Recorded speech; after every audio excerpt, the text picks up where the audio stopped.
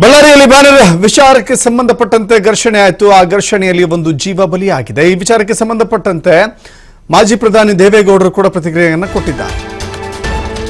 ಮಾಜಿ ಪ್ರಧಾನಿ ದೇವೇಗೌಡರ ಪ್ರತಿಕ್ರಿಯೆ ಇದು.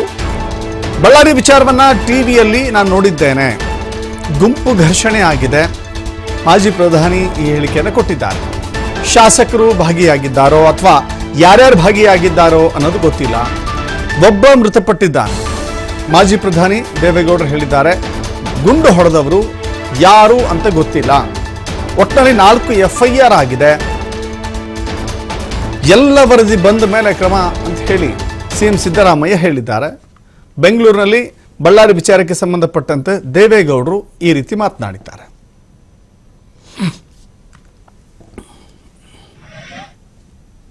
ಏನೂ ಗೊತ್ತಿಲ್ಲ.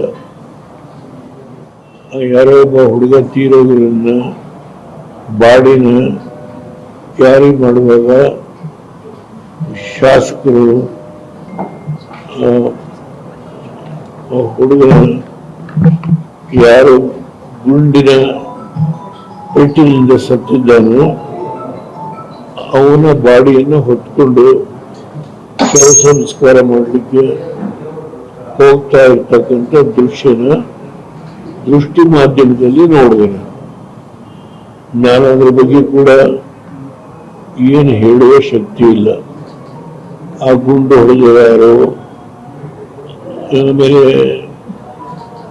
ದೃಷ್ಟಿ ಮಾಧ್ಯಮದಲ್ಲಿ ವರದಿಯಾಗಿರೋ ಪ್ರಕಾರ ನಮ್ಮ ರೆಡ್ಡಿ ಅಲ್ಲಿಕ್ಕಿಲ್ಲ ಅಂತ ಹೇಳಿ ಇದ್ರೆ ಅವ್ರಿಗೆ ಅರ್ಥ ಆಗೋದು ಒಂದು ಭಾವನೆ ದೃಷ್ಟಿ ಮಾಧ್ಯಮದಲ್ಲಿ ವ್ಯಕ್ತ ಆಗಿದೆ. ಅಲ್ಲಿ ಅವ್ರ ಮನೆ ಮುಂದೆ ಎಂಥದ್ದು ಫ್ಲಾಗ್ ಕಟ್ಟಲಿಕ್ಕೆ ಜಗಳ ಆಯಿತು ಅಂತಲೂ ಏನೋ ಸಮಥಿಂಗ್ ಆಯಿತು. ಅದರ ಮೇಲೆ ನಮ್ಮ ಕಾಂಗ್ರೆಸ್ನ ಹಿರಿಯ ಮುಖಂಡರು ಬಳ್ಳಾರಿಗೆ ಹೋಗಿದ್ದಾರೆ. ಅಲ್ಲಿ ವಿಷಯವನ್ನೆಲ್ಲ ಅವರು ಸಂಗ್ರಹ ಮಾಡ್ತಾ ಇದ್ದಾರೆ ಅಂತ ಹೇಳಿ ವರದಿ ಮಾಧ್ಯಮದಲ್ಲಿ ಬಂದಿರೋದು. ಸಿದ್ದರಾಮಯ್ಯವರು ನನಗೆ ಡೀಟೇಲ್ಸ್ ಬಂದ ಮೇಲೆ ನಾನು ಕ್ರಮ ತಗೊಳ್ತೀನಿ ಅಂತ ಅವರು ಹೇಳಿದ್ದಾರೆ. ಈ ಅಭಿಪ್ರಾಯಗಳು ಈ ಥರ ಇದೆ. ಆಮೇಲೆ ಈಗ 4 ಚಾರ್ಜ್ ಶೀಟ್ನ ಮಾಡಿದ್ದಾರೆ ಅಂತ ಹೇಳಿ, ಆಮೇಲೆ ಆ ಗುಂಡು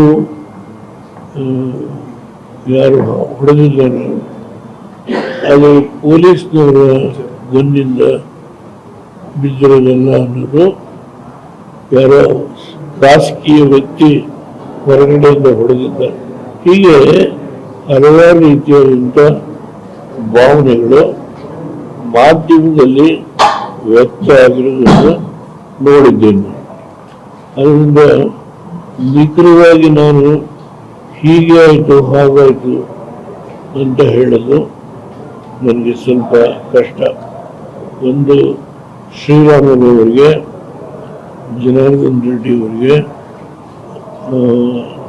ಅವರಿಗೆ ಸರ್ಕಾರ ಸಾಕಷ್ಟು ರಕ್ಷಣೆ ಮಾಡ್ತಕ್ಕಂಥ ಜವಾಬ್ದಾರಿ ತಗೋಬೇಕು ಅಂತಲೂ ಒಂದು ವರ್ಗ ಹೇಳಿರೋದನ್ನು ಕೇಳಿದ್ದೇನೆ. ನಾನು ಪ್ರಯತ್ನ ಈಗ ಟಿವಿ ನೋಡ್ಕೊಂಡ್ಬಂದು ಹೇಳ್ತಾ ಇದ್ದೀನಿ. ಈ ಬಳ್ಳಾರಿ ವಿಷಯದಲ್ಲಿ ನಾನು ಟಿವಿ ನೋಡಿದೆ. ಯಾಕೆಂದರೆ ಅಲ್ಲಿ